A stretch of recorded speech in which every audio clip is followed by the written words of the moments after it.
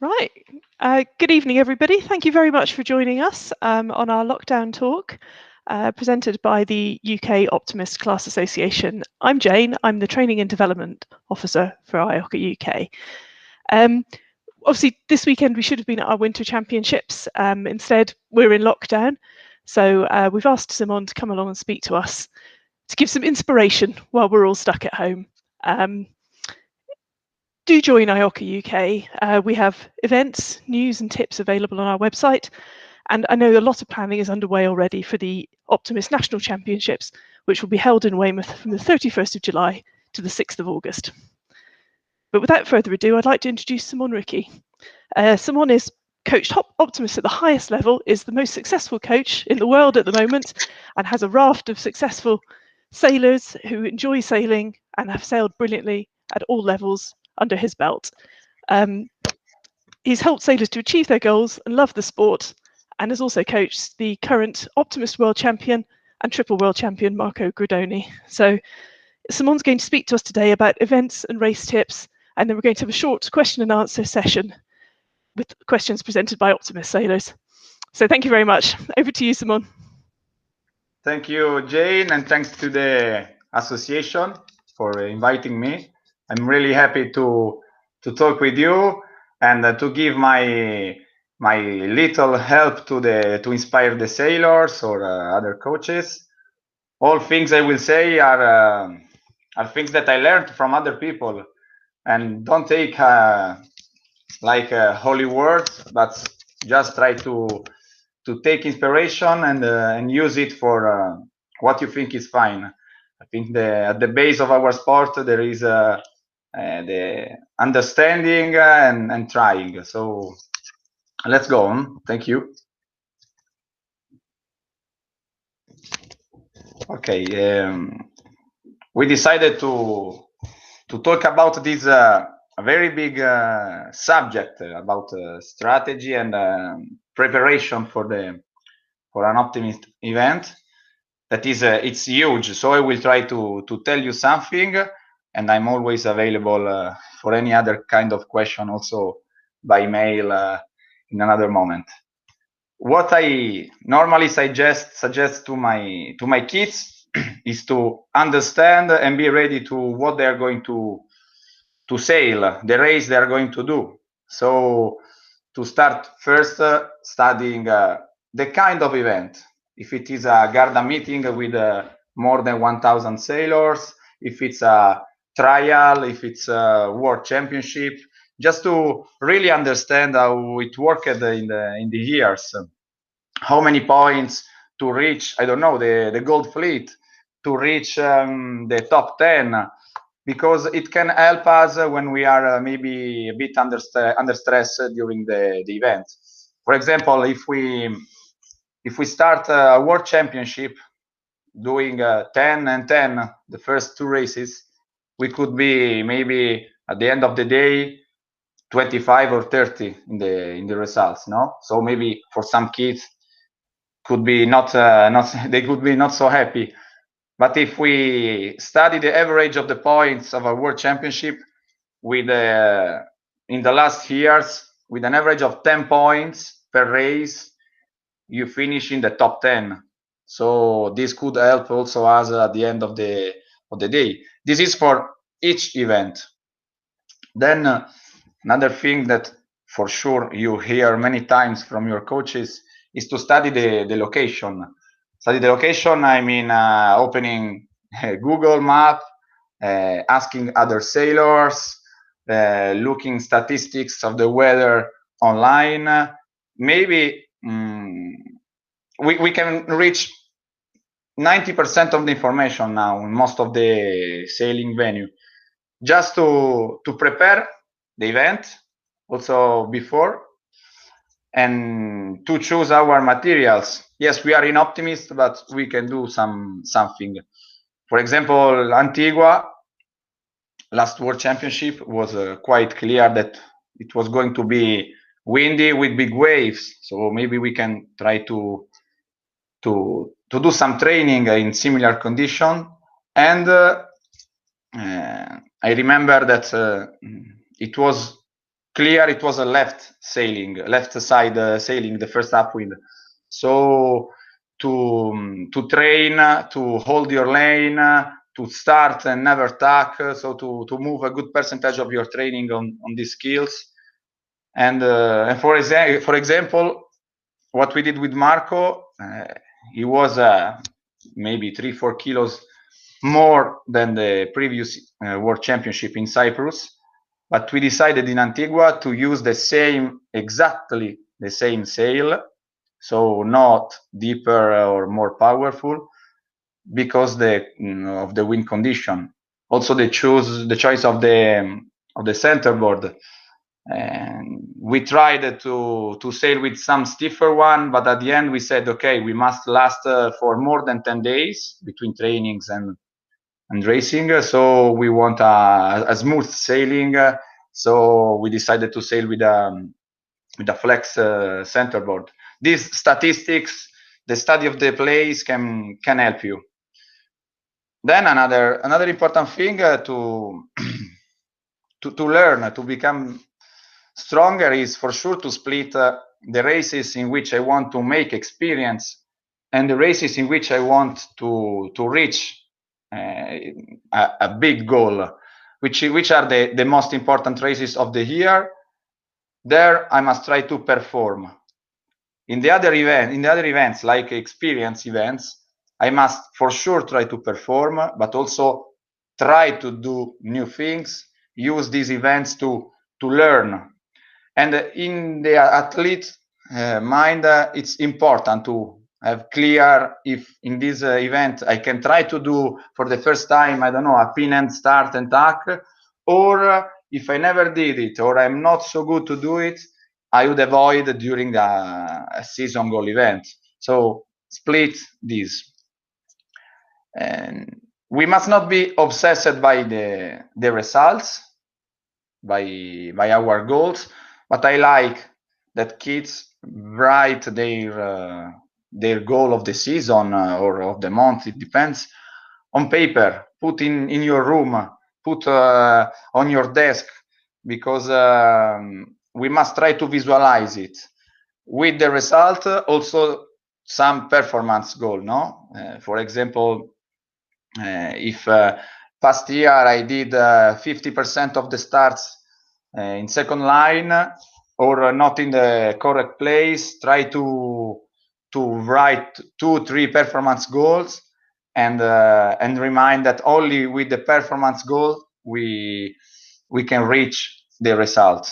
So I like to write it down so it's clear in your head. Okay, thank you. Yeah, this is important because we know there are many rules, strategy, and tactics. Now, if we open the books or we listen coaches, it's full of things we can learn. But we must always remember that the strategy is not the same for all the sailors, because there are sailors that are faster, there are sailors that can keep an angle, other sailors not. There are sailors that are very good to tack, other sailors not. So it's not the same for everybody. For sure, we must connect, I say, what's our strategy.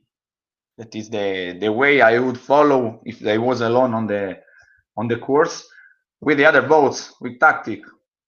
So, for example, if I am a bit slower than other sailors, maybe my strategy will be, and my tactic will be, to take all the gain where I can, from the line, from the gust, from the geometry.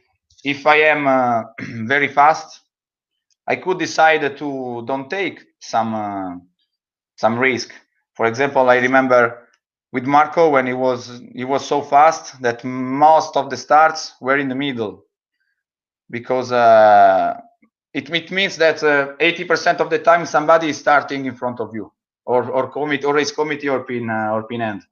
But using my speed, I can do a different choice and going on play the shift. then it depends also from the angle and the ability to hold my lane after we start. No, there are sailors that if they have not a big leeward space, they drift. They start to drift, then they have to tack, to cross with other boats. So I must know if with light wind or strong wind, if I need big leeward space, so I need to fight to create it. If I want to choose some sailor leeward to me that I know it is not fast and is not has not a good angle, or to know if I am very good to keep my lane, so I can start half second after, to don't take the risk on the start. There are many things we must evaluate and put down in my head, also race by race, to say, okay, this is a start and tack race, but I don't feel so good to accelerate and then to have the space to tack. So maybe I will choose to be in the first on the race committee, to have the right side of the start of the course free to tack before. Or also tax. I always say to the kids that the tax have like a cost, because we have a loss. I always say, you will give me €1 per tack in many conditions, and I will become rich. So what I mean that there are conditions, for example, very light wind, in which with tax we can it's forbidden to say we can gain meters, because it's rule 42, but we cannot lose. There are conditions in which when I tack, I can almost gain some centimeter upwind and not lose meters. So sometimes we can prepare like a tactic. It means I can play more tacks than a normal race. Or if I'm not good at, I will prepare always with light wind, maybe a strategy and tactic with looking for the gusts, sailing maybe more on the sides. This depends from my characteristics and my ability. Same thing in reaching and downwind. If I am fast, many times I don't care about the others. Yes, I will control the fleet, but I don't want to get stuck in a group sailing in the downwind or in reaching. Or if I feel a bit slower, maybe I want to look for not contact, but to stay close with the other boats. No, I like to stop them.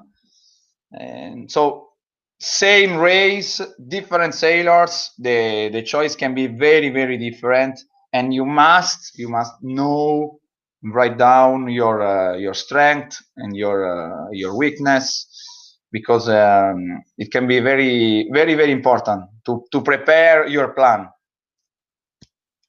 Okay, we can go on. Thank you.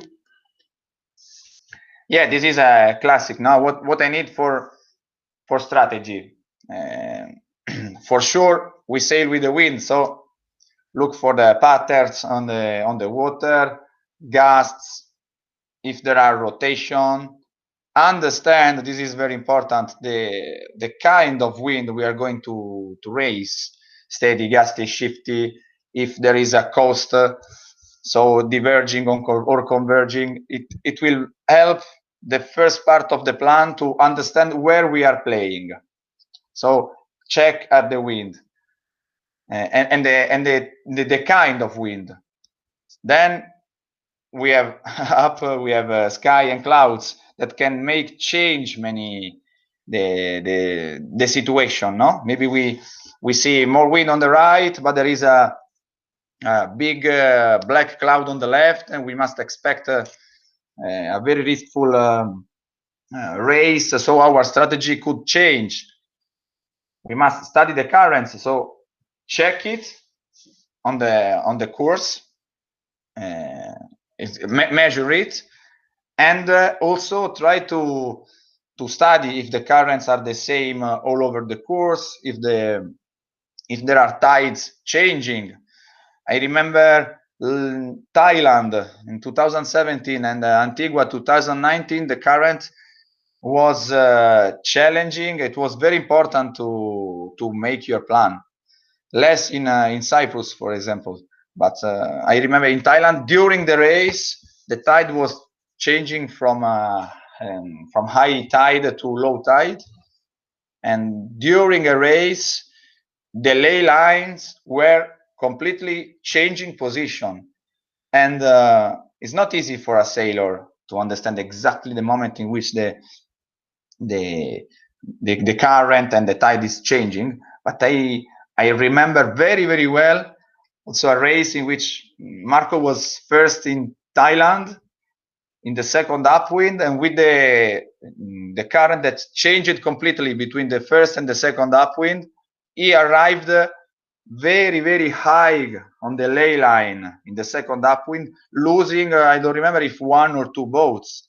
That was strange, no? I never saw him arrive so high on a ley line, because the current make this joke during the event, during the race. So try to study the tables of tides, ask to people, and if you know that you are sailing the race in a switching moment, be careful, and don't play maybe too much on the sides.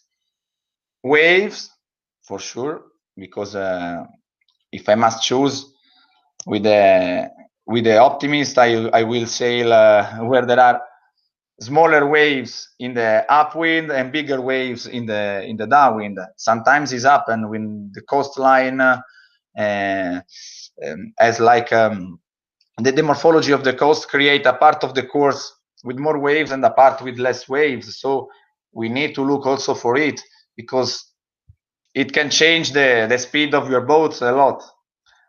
And then another thing we should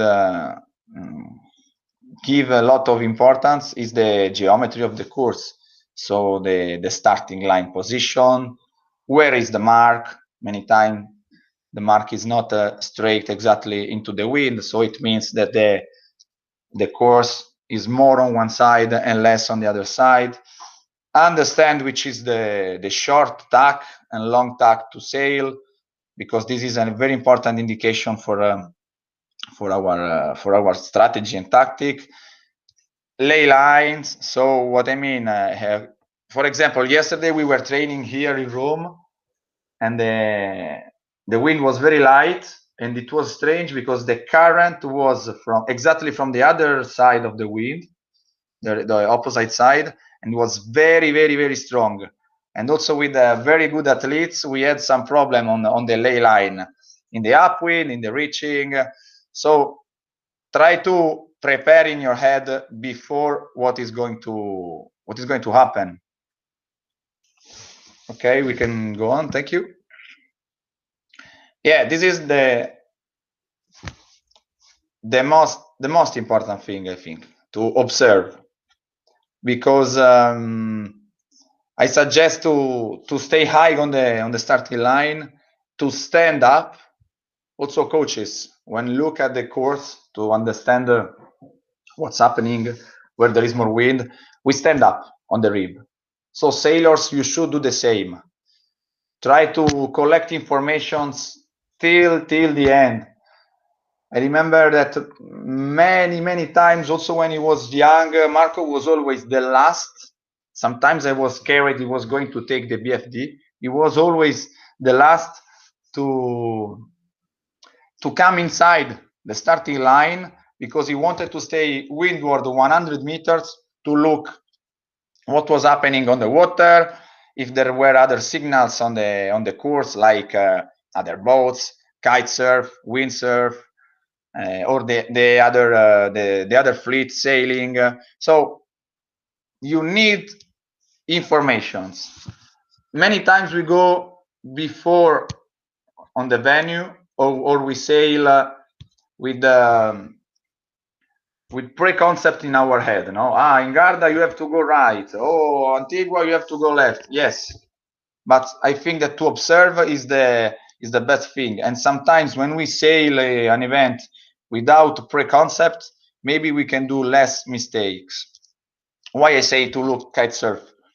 because one of the things, for example, in Garda, we look when the wind effectively is more and start to be better on the right, you can see more kite surf, maybe is 1 kilometer windward to the course, to the upwind mark. So it means that if you see many windsurf, many kite, it means that there is the right gust, stronger, that is going to arrive, and probably that's the moment you have to sail on the right side of the course. Another thing that many times maybe we do mistakes is when we look the previous fleet, the fleet in front of us, because normally I suggest to look at it, but we must understand that if we only say, they passed from the left, but maybe those boats that you see at the cross saying they are passing from the left, maybe there were boats that start on the right, sail 5 minutes on the right, then cross the rest of the fleet, and then they are approaching the upwind mark from the left. So their strategy was right first part, approach from the left, and kids many times come, okay, it's good the left because they are crossing from the left. So we are lucky if we can start second and see what's happening in the previous fleet, but we must follow it. It's not only to see, okay, the port is crossing over the starboard. So look at these things, but try to be critic on what you see. Same things are these easy tips, no? Like to see if there is smoke ashore, wind turbines, flags. There are many spots now. I say in Italy, many sailing venues in which there are big wind turbines that can help kids to understand what is going to happen with the wind. Just to tell you guys, some spot is Crotone. There are big, and you can have good indicators. And in Scarlino, Follonica, that is very famous bay to sail. There are these wind turbines, and you can have important news looking ashore. So we coach, we tell you, okay, I see more wind on the right, on the left, but then you need to observe. This makes the difference till the end, because in sailing, plans can change in a moment. Conditions can change in a moment. So always ready to change, to look at new information and do another thing. Thank you. Yeah, this,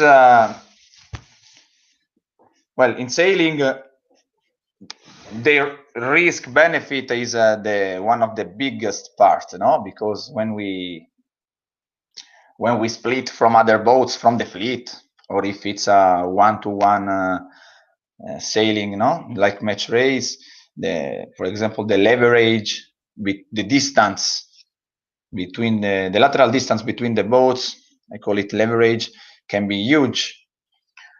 There are situations in which I want to approach maybe the upwind mark from the left, attacking in the circle, in the 3 boat lengths, or sometimes we stretch too much the rule 42, or we go deep on the corners of the course, we take the ley line too early. What I suggest is to always evaluate how much I am risking and ask to yourself, so talk to yourself if you need it. How much I am risking and do I need it? But I really say, while you are sailing, talk to yourself. And many times I see sailors also do like crazy starts in big groups, no? And I always say that if you are fast, imagine a sport car that is in the traffic, has the same speed of a normal car. So do you need this risk to stay in a big group? If you are a very good sailor, you feel confident that you have a good angle, probably you don't need to take that risk. or also looking at the results. I remember maybe the only one race that Marco lost in 2018 was in Garda, the German championship held in Garda, and the last race of the event, Marco was 8 points ahead of the second. That was the USA, Stefan, and there was then Richard some point behind. Last race of the event, Marco went to start on pin to do a bit crazy start and tack, very risky situation, and he took the BFD at the last race. He didn't need it. You are leading the event with 8 points forward. You can also lose that race, but stay close to the other competitor and not assess that risk. We must always balance. Maybe I need to risk. Maybe I don't need it. It's very important to learn to play with the risk. After that mistake, Marco went to Cyprus. There was the World Championship. So he understood, okay, I am very fast. I was leading also this event. I lost for my mistake, not because the other sailor probably beat me. He decided to learn to play, to avoid these mistakes. He decided to do all the trainings in Cyprus before the World without time on the watch, without the watch. So all the races, pre-races of the Worlds, he started with the fleet to say, okay, I'm very fast. I don't need to start before the others. I can start with the other boats. So he decided I will train without a watch. Just to give you an example of how to manage sometimes the mistakes we can do. To do it, evaluate, and try to find a solution and to work on it. Another thing is, in sailing, sometimes we need to wait the opportunity.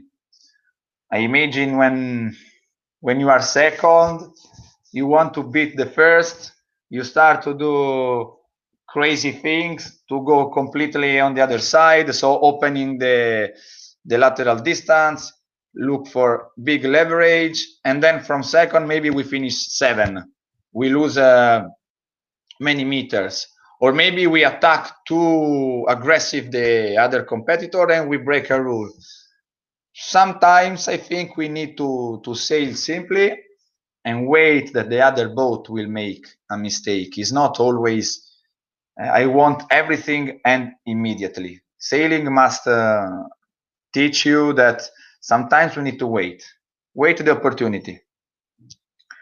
Another thing for all of us is overthinking in our normal life and during the event. We start to think to so many things. I must do this, and I get stressed. I don't know. I lose the control of the situation. What I can suggest to the sailors is to understand I am under stress, and I say, please sail the long tack and control your speed. Once you feel okay, I relax. I am on the long tack. I am checking my sail, my telltales, my handling. I control the weather helm on the rudder.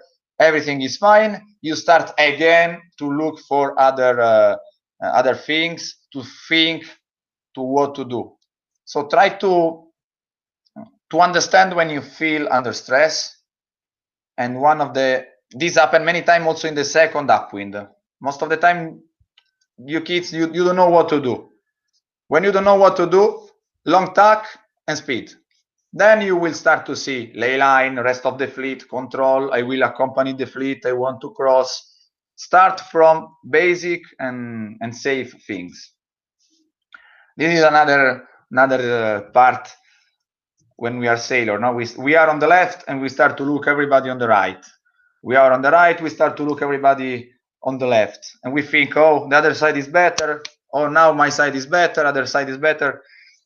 there are situations in which if we win, I mean, if we lead, not first, if we are in the top of our side, sometimes maybe our side is wrong, but we are not in a very bad position. Maybe we round the mark 10, 12, 15, depends from the event.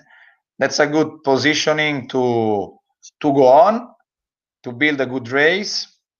And many times, if you win your side, at the end you will finish much better than another sailor that start to bouncing from the one side to the other side. So this could be the first step. I decide to sail on the left, I want to win on the left.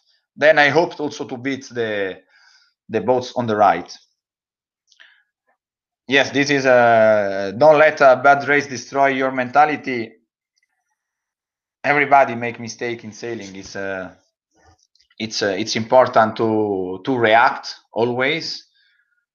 Everybody will do a bad race in an event, and it's part of the game. So imagine some sailor that start win an event like doing 8 ballets, and then 20, 25. The last 2 races, 2 bad races. If that sailor was starting the event with the 2 bad races, probably was not going to do 8 ballets at the end. This is a matter of mentality. So try to use race by race.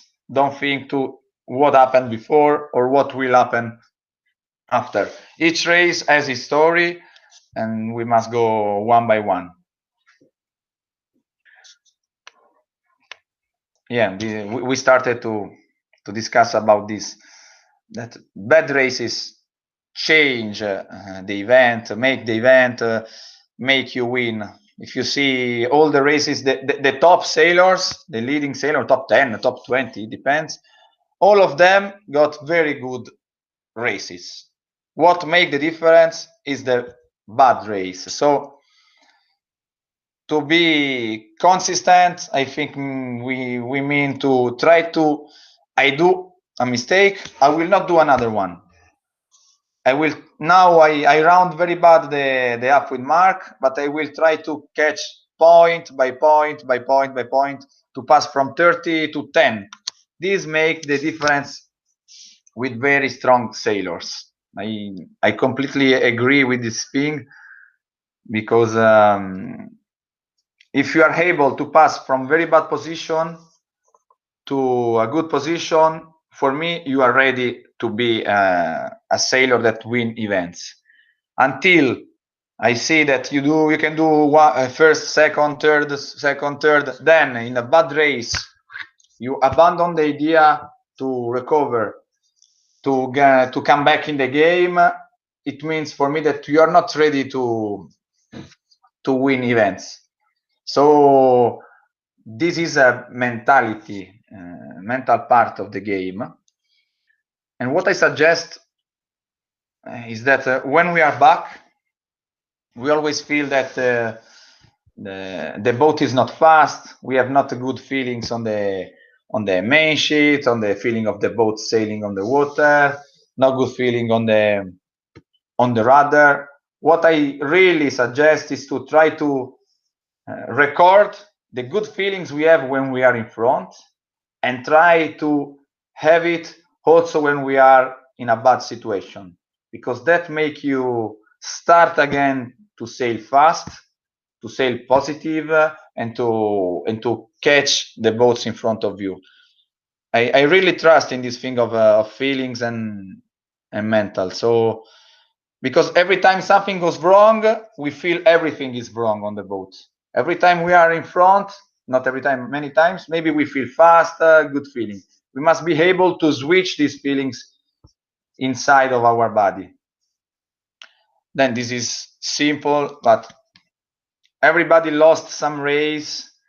Maybe you were first, and then arrive another competitor that went completely on the other side alone, and won the race. No, he risked everything, the other boat, and he won. I think this is not working in a long-term period. So everybody will try to come back to recover, going opposite, going completely on the left side or right side of the course, on the ley line. But we should learn when we are in a bad position to not to do only opposite. Fleet go right, I go left. Other boat go decide to sail downwind. I don't know, close to the rocks. I will go on the other side. We need to have strategy to understand the course. It's not always if I am back, I go on the other side. Sometimes it works. This is the beauty of our sport, that is very challenging. But in the long term, I suggest you also, when you are back, to try to do simple things and right things, not only crazy choice. Thank you. Yeah. Pre-start routine can help you, I think, because there are many informations, many things we need to do when we sail. I suggest you to have a routine. So what I mean, I want to approach the line from the right. I want to approach the line from the left. I want to always do last check to the course mark position at 5 minutes. So once I hear the sound of the warning signal, I will stand up and check again the mark and the wind, or maybe at 5 minutes I want to check the line bias, the angle of the line. Find your routine, because it can help you to avoid to have too many emotions, and to be more methodic, to have like homework to do. But I don't think you must read it from another sailors. You need to have yours. I want to try to check my sail maybe at 4 minutes, last check. Or I remember some sailor that exactly 2 minutes before the warning signal, they were coming to me asking, how is my tack? It's fine. Maybe you don't need the feedback of your coach, how is your tack, but if for you is important, do it. It's part of your routine. Everybody should respect it. So prepare a list of pre-start routine you like, and then with your coach, you will also give some priority. You will try to adjust it, but try to have it. Naturally, try to have fun, because we are so lucky. Every time also we have a bad race as sailors or coaches, we are in water, we are doing an elite sport, and we are lucky. And you are young, so all the bad races can help you to become better sailors. And so really enjoy every moment of the competition. Thank you. Yeah, this is something I decided to write here, because sometimes we are like afraid to try something new, no? And I say, to reach something we never did, we must do something we never did. With these words, I hope you will go in water as soon as possible and try to do new things, do mistakes, because only doing mistakes you can learn. Thank you very much. Thank you very much. That was brilliant. So now we've got some questions from some of our optimist sailors. We've had lots and lots of questions, as you can imagine, and lots of really good ones. So I'll ask you a few questions, and then okay, I look forward to hearing your response. So our first I like the questions. Our first question, which is a very popular one, has come from Oscar in the UK and also Tadaneo, who's from the Matsuyama Sailing Club in Japan. And they've asked, how long did it take for Marco to go from beginner to world champion? When did you realise that he had the potential to be the best? And also about the sort of training program he had. Okay. So he became world champion at 13 years old, and it took 5 years since he started. He didn't start very young. He started like at 8 years old. So 4 or 5 years to become world champion. He finished fourth at the first World Championship. He took part in Portugal 2016. 4 or 5 years, more or less.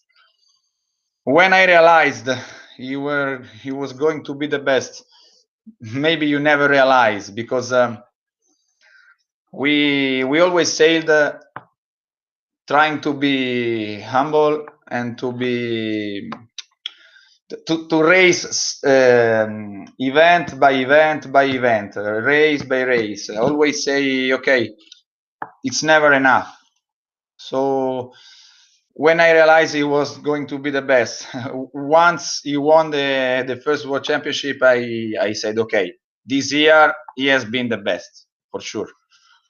Then all the year after, we wanted to win again the second World Championship because other sailors did. So that was our goal.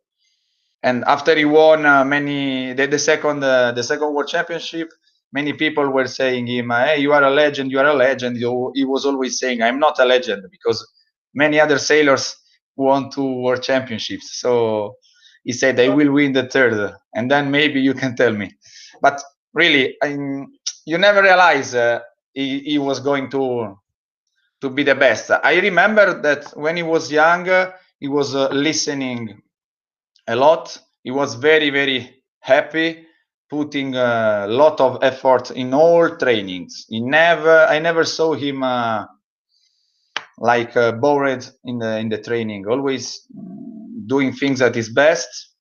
And just to inspire you kids, I remember the first year in the junior fleet.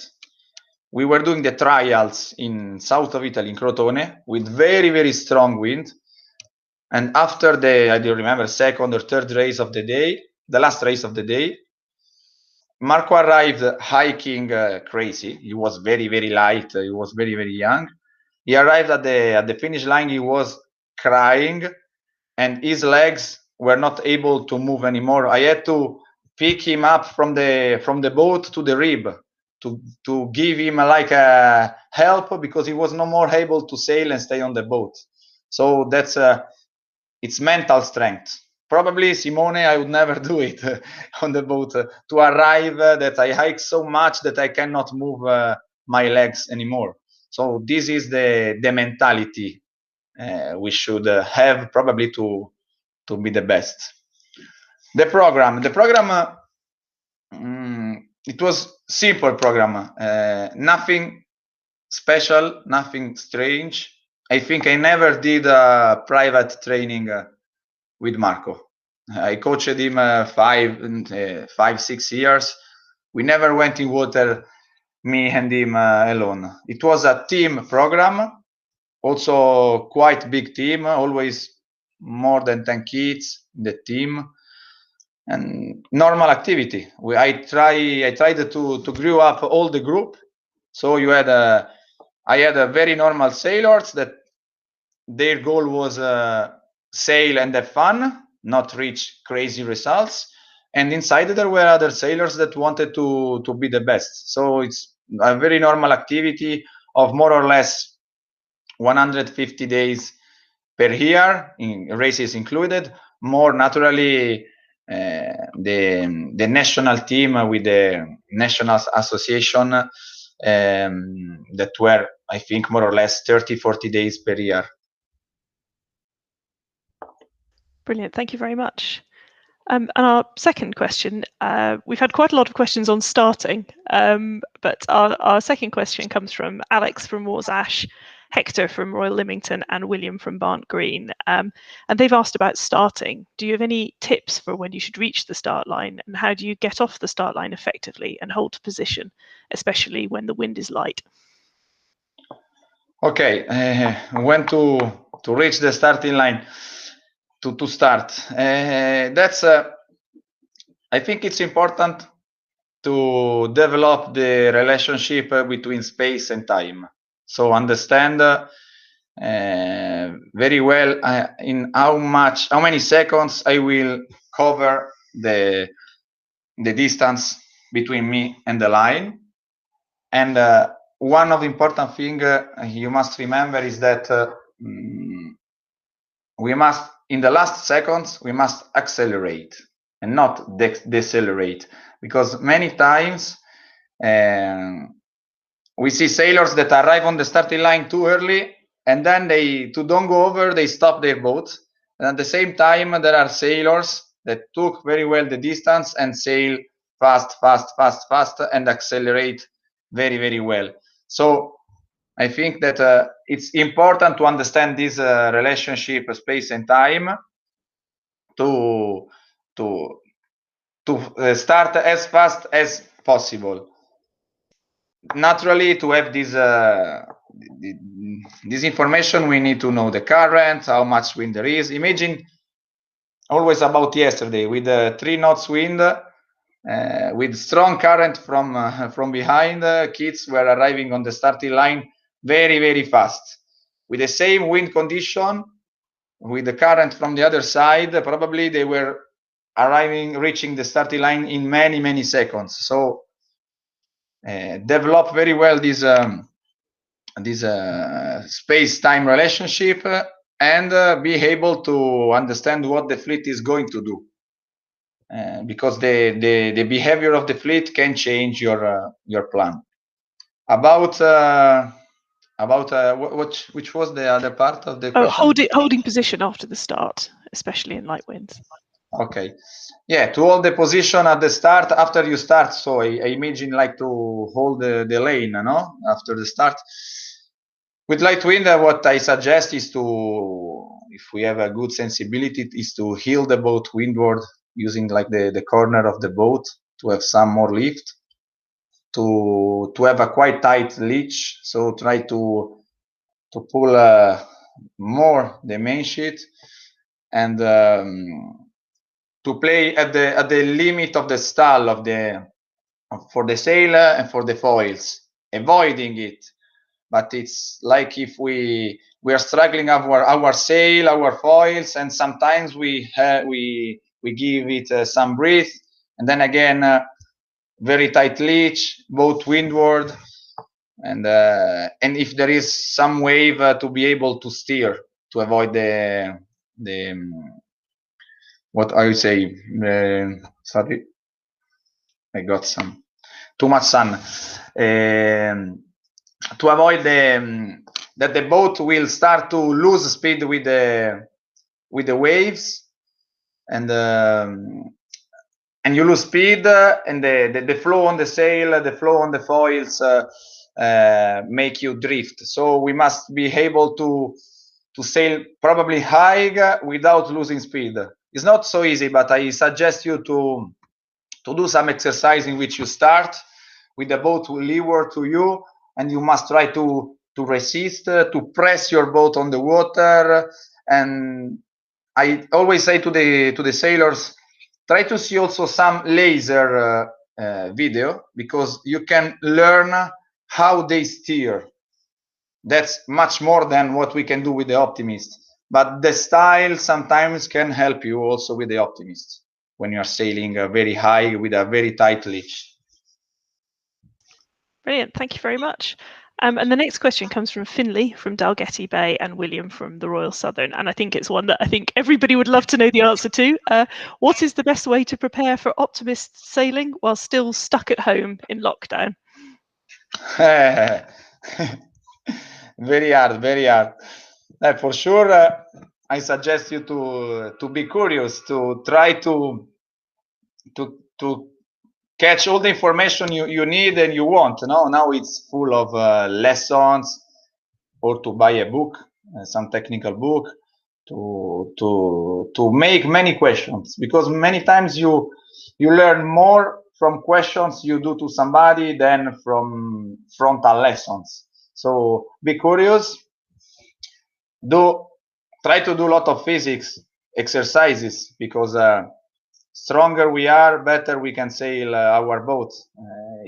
This is sure. More we can press, more we can hold the hiking position, more we can have a core zone structured, more we can be connected with the boat. So really, I suggest you to do a lot of exercise, learn the rules for sure, and then this is not maybe easy, because when we try to do it, sometimes we looks like crazy, but I think that the visualization can be part of the game. So try to see some good video, or maybe you already know these feelings, and try to feel on board. You try to close your eyes. You try to feel what would you do when you feel more wind on your sail, when there is a set of waves in front of you. Imagine you are steering your boat. We must know very well the feelings, because optimist is a boat that most of the time is lighter than your weight. Has no bow. It's a square bow, so each wave stops the boat. So try to visualize. If you check online, you can find many small exercise to have more focus and to recreate in your head movements. And I know that in all the sports they are using it, in volleyball, basketball, in surfing, kite surfing. So this is a different step to try something new. Try to get informed about this, can be nice. Thank you very much. And our next question is from Emma in Lymington, and also the Aravaniti family at the Patra Sailing Club in Greece. They've asked, do you have any practical tips for dealing with nerves before and after the start? we should not give space to emotions if we can. No, also if we are humans, we are not robots. But we should. If we have less emotions, I think we can be stronger. What I suggest to the sailors, and this is part, it was in the slides, is to have a routine, and to have something clear that I have to do. So I will go on the starting line. I will not start. I will not feel the fear. I will not start to think what is going to happen. But I must learn to think to what I have to do. Starting from the morning, I think. From the moment I wake up, I have my routine before to go in water. And if I am busy with easy things, maybe it can be quite good way to keep the focus and avoid negative emotions. Then I think everybody should have his one. I remember, I will not say the sailor, it was from Asia. I remember during a world championship, this sailor was stopping close to the outside of the starting line some minutes before. He had the heart rate on the watch.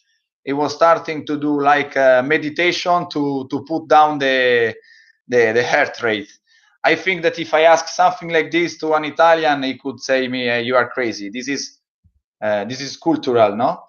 But this was a kid that performed a very high level at the World Championships. So find your routine, I repeat. And for somebody, the routine is also to stop, breathe, concentrate, feel the heart rate that goes down, and then go to do what you have to do. This is what I feel, what I suggest. Then we must try to teach, not to teach, to make understand to the sailors that they are sailing for themselves. If they win, they will be the happiest person in that moment, and the same if they lose. Then there is the coach, the parents, the friends, but they must be relaxed and don't feel the pressure from outside, I think. Brilliant, thank you very much. And I think we've got time for one last question. And the last question is from Finley. And that is, what is the most important skill that I learn as an optimist sailor that will help me become an America's Cup sailor? It's nice. It's a nice question. For sure, if I see, because I am not, if I see an America's Cup sailor, I see that they have an infinite passion. So I think that with the passion, with a lot of efforts, you can reach your dream. That is a goal. It's fine. So to learn to never give up, because in Optimist we have many things happening. We must never give up. Put a lot of passion in what we do. And the last thing I feel to tell you is try to understand why things works in some way. Try to see if you can do in another way. So be very curious and understand. When somebody tell you, hey, you should do this movement because it's better, you must understand why you are going to do it. And with a lot of passion, try to love all the process that make you improve. And remember that yes, I coached for sure Marco, many good sailors, Federica that won the European Championship, many good sailors. But it's not written that if you win in Optimist, you will win after, otherwise not. So there are many Olympic sailors and America's Cup sailors that probably they didn't win in Optimist. So really love the process and try to learn the most possible. This is what I think is the answer to your question. Brilliant, many thanks. And I think that's all we've got time for in terms of questions. So I'd just like to say a very big thank you from the UK Optimist Class Association and all our sailors for joining us. Hopefully we'll be out on the water soon, and we hope that some of the British sailors will be able to come and join you on the continent. But thank you very much for your time. No, thank you to all the kids that are going to listen to me. Thank you, Jane, and I hope to meet you all during some event. And this crazy period, I hope really finish very, very soon. Thank you again.